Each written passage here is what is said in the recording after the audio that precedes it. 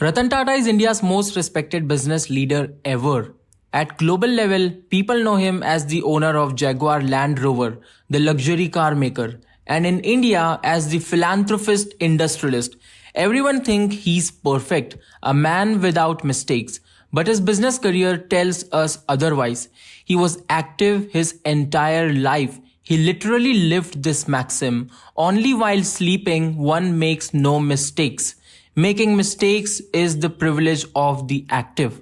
Back in 1998, he had a vision to develop India's first fully indigenous car, the Tata Indica. Tata Motors back then was a commercial vehicle truck manufacturer who used that DNA to develop the car Tata Indica.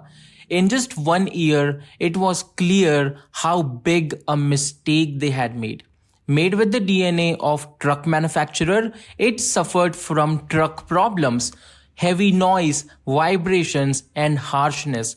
There were problems with transmission, suspension and sales numbers weren't exciting, leading to heavy losses for the company, a total failure. So in order to cut his losses, in 1999, he flies to Detroit, Michigan to meet Bill Ford, the chairman of Ford Motor Company, to sell his car division to them. This meeting gave birth to the most legendary stories of his business career. Bill Ford and his executive team, they treat him like garbage, humiliating him, literally saying, "You do not know anything. Why did you start the passenger car division at all? We are doing you a favor by buying your car division." He was deeply hurt. He was not a nobody. He was born literally a prince in India's largest corporate empire. Here, he just made a mistake and these car executives humiliated him. He was embarrassed with the kind of shame that burns in your chest. Now, most CEOs would have taken the rational route, set emotions aside, take the deal and cut the losses. Or worse, blame the blunder on other people. Maybe it was the engineering team's mistakes. Maybe it was the management consultants who told that making an indigenous car was a good idea. That's the safe play. That's the corporate play. But Ratan Tata is not most people. He's built different.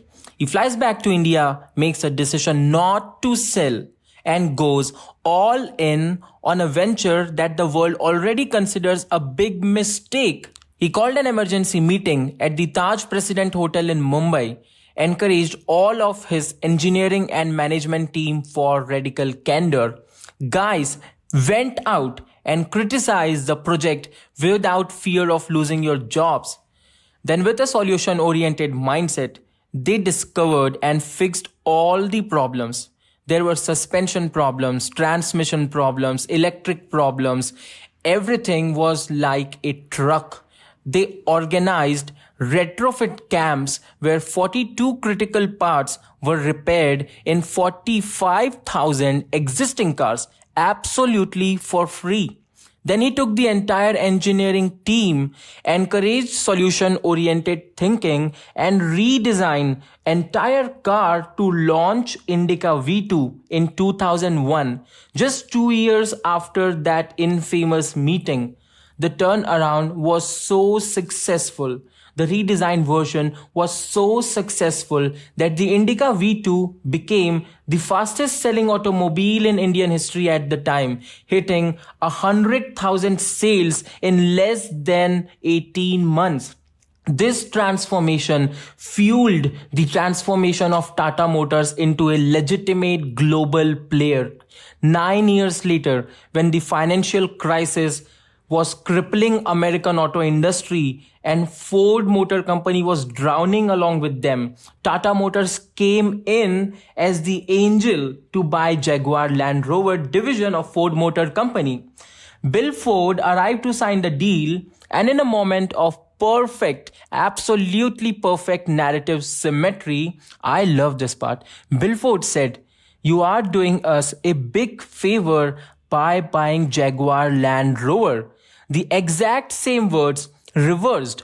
The wheel had turned full circle. The mistake of 1998 forged the steel that allowed Tata to rescue Ford in 2008. But the reality is, the larger the empire, the more battle scars the emperor has on his body. The best business leaders have made every possible mistake that is there in the book, and even those mistakes which are not yet on the book. Jeff Bezos, in an interview back in 2019, said that if you look at our history at Amazon, it is a history of failure. I have battle scars all over my body from the failures we have had. And this is so true. Let me list you a few of Amazon failures. Just a few years after they started in 1994, eBay came as a big rival, so they launched Amazon Auctions to kill eBay. What happened was Amazon Auction failed terribly, but it invited third-party sellers to Amazon, which they later transformed as Amazon Marketplace, which is a multi-$100 billion part of their empire today. Then Amazon Fire Phone failed terribly. Multiple .com investment write-offs in .com boom. Amazon foray into healthcare with Haven Healthcare and Amazon Care as recent as 2021 failed terribly. The bigger the company got, the bigger the failures got. And just because of few experiments that worked, and because of that risk taking, it is a $2 trillion giant standing today. Making mistakes is essential if you want to win. It's clear, only while sleeping one makes no mistakes. Making mistakes is the privilege of the active. The origin of this maxim is from the founder of IKEA, Ingvar Kamprad. So for those of you who don't know, IKEA is the world's largest furniture retailer with almost $50 billion in annual sales. And this man, whose business career was almost 80 years long, is literally telling us, if you're not making mistakes, you're not doing anything. You're asleep. Ingvar was born in 1926 in Småland, Sweden. I'll ask my audience to pardon my Swedish pronunciation. I'm not really good with Swedish. So, Småland, Sweden, it's a small village with brutal farming and brutal economic conditions. You either squeezed value out of everything or your family went hungry. This is where he learned that activity equals survival. And this kid, he starts his business career at 5 years old. 5. Here's how it worked. So his aunt used to live in the capital of Sweden, that's Stockholm, and Ingvar discovered that he could buy matchsticks, which were a necessity at that time, for cheap if he bought at bulk from Stockholm, and then he could sell it at 2 to 3 times the cost in his village. He does exactly that, but it gets better. Listen to what he does with the profit. He reinvests immediately. This becomes the financial policy of IKEA for the next 80 years. He grew IKEA almost exclusively without taking on huge sums of debt. A profitable store funded the next store and so on. Back in the days, he used that profits from selling matchboxes to expand into Christmas cards, then fishes that he caught himself, then berries that he picked in the forest himself, garden seeds, pens, whatever he could sell. And here's what his childhood teaches him. And this is critical. If he doesn't get on his bicycle and ride to the next farm, he doesn't sell the matches. If he stays home and plays it safe, if he sleeps, he makes no mistakes, but he also makes no money. Activity generates results. Inactivity generates safety, but no progress. This insight becomes hardwired into his brain at age 5. Then he discovers that he could sell furnitures and make a lot of money. So fast forward to the 1950s, he starts IKEA, which is now a growing company. He's moved beyond matches and selling furniture. He's obsessed. I mean, absolutely obsessed with keeping prices low. He's cutting costs everywhere, buying direct from manufacturers, eliminating middlemen, even doing the logistics himself, passing all the savings to customers. And the established Swedish furniture cartel, they hate this guy. They loathe him. These were the old guard, the traditional retailers, the people who believed that furniture should be expensive, prestigious, exclusive. And here comes this kid from small end selling sofas for half their price. So they organized a boycott, and this is terrible. The National Association of Furniture Dealers pressures all the major suppliers to stop selling to IKEA. They barred IKEA from participating in trade fairs. They tried to strangle the company. Now, in a normal corporate environment, this would have been catastrophic. You've alienated your entire industry, lost your supply chain, and everyone's telling you, Ingvar, apologize, raise your prices, play nice. But Ingvar does not do that. He gets active. He crosses the Baltic Sea to Poland, communist Poland, where coincidentally he found manufacturers who were desperate for work and willing to produce at a fraction of Swedish costs.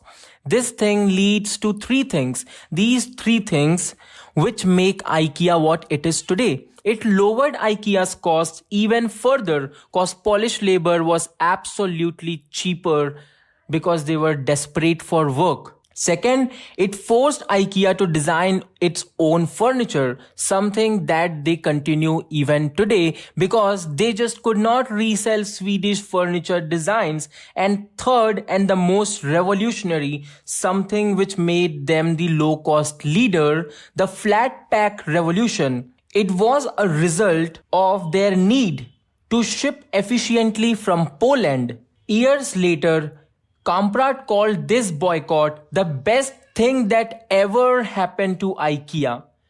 Let me say that again. The biggest threat to his company, the moment when he was supposedly making a mistake by being too aggressive on pricing, turns out to be the catalyst that created the entire IKEA business model. He understood that the cost of a mistake is almost always lower than the cost of the time spent trying to avoid it. Kamprad wrote this in the Testament years later, and I love this part. It is always the mediocre people who are negative, who spend their time proving that they were not wrong. The strong person is always positive and looks forward. It is always the positive people who win. IKEA's competitors understood this. They described IKEA as a monster with 7 heads. If you cut off one, another soon grows. That's a hydra straight from mythology, and it's a perfect metaphor. IKEA's competitors understood the mindset of Ingvar Kamprad, and they understood that they could never ever defeat this mindset. A company that fears mistakes has only one head. It protects that head at all costs. It moves slowly, carefully, trying not to mess up. We've seen this thing with BlackBerry, with Nokia, but you can never see this thing happening with IKEA.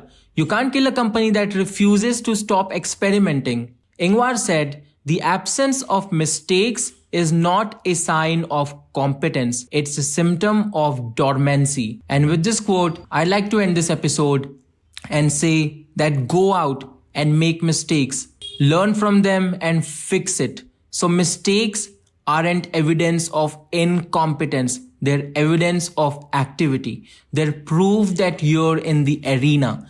Thanks for tuning in. See you next Monday.